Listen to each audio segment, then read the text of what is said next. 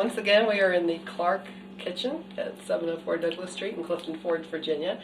And I'm going to start making chicken pot pie, which Jerry and I really love. It's really simple. I took a chicken breast with the skin on and the bone in, and I'm boiling it. I've just put enough water in here to sort of cover it.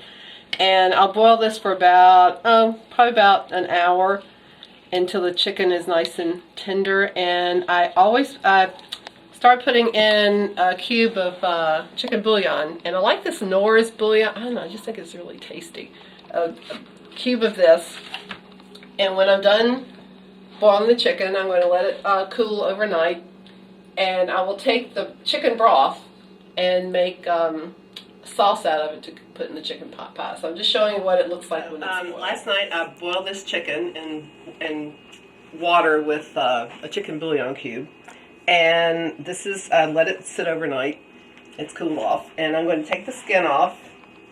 And I did wash my hands. I'm going to take well, the skin's not coming off. But anyway, so it's, going to take it, and I'm just going to put it in small pieces like this. And I'm not going to do the whole chicken right now, just to let you know. And the bouillon, that's what's left over from boiling the chicken, so it's flavored with the actual chicken and the bouillon.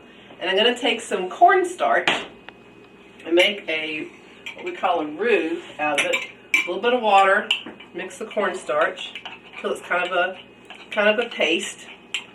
And I'm going to put it in the chicken stock to thicken it. And all you have to do is kind of bring it to a boil. I haven't turned it on yet. And it'll be nice and thick for when I finish with the chicken. And then we'll go to the next step. It's a little pinker than I would like, but that's all right. Like so.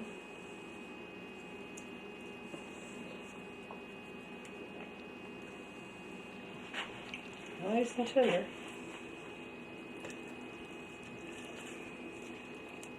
We're back. I've already got the chicken ready, peeled it off the bone and skin, and it's just in kind of little pieces. And I got a nice casserole dish here, and I'm going to spray, this is olive oil cooking spray. I guess you can use just kind of any kind of cooking spray. And we're going to put the chicken, it's just about enough, chicken in the casserole. Now this is the chicken stock that I thickened with some cornstarch. Might not use all of it, we'll see.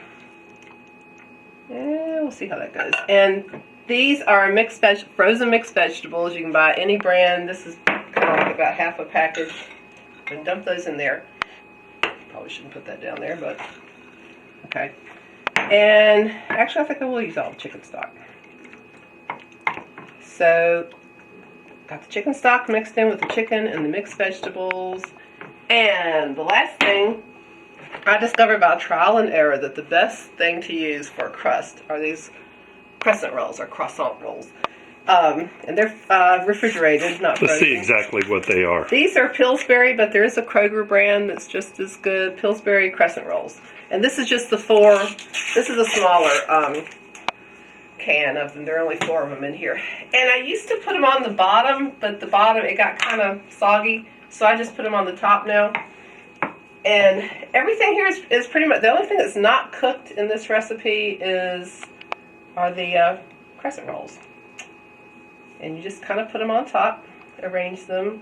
Of course, this is a round dish, so I'm kind of trying to fit a square peg into a round hole, but that's okay.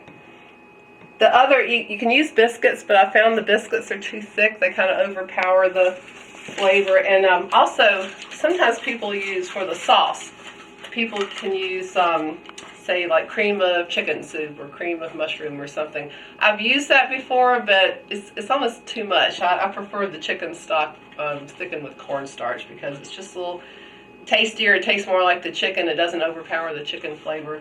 Now, what I'm going to do is I can keep this, I could cover it up and keep this in the refrigerator for a day or two. Cook it at about, I think, 350 to 375, depending on how well you want the crust done. And you cook it until, like I said, everything in here is already cooked. You're pretty much just cooking the crust is what I'm trying to say. So it's really, really tasty. This will last, we have it for dinner, and then I'll usually have it for lunch the next day. It tastes even better the second day. So chicken pot pie. I've taken it out of the oven. I baked it at, I think, 350 for about 20 minutes. You just kind of have to keep an eye on it. The crust is a nice golden brown, and like I said, I like to use the crescent rolls because they're not so thick like biscuits are, and it's a little tastier. And that is going to be really yummy. So you got chicken and the veggies, and the sauce is probably a little runnier than I would like, so I could have thickened it up a little bit more, but that's going to be really good. Chicken pot pie. And the reason I've done this kind of from start to finish is for any young cooks who are just starting out and don't know how to, boil the chicken and take it from scratch. So that's why we've done it from scratch. But this is chicken pot pie, and it will be really good today and even tomorrow for lunch, most likely. So chicken pot pie.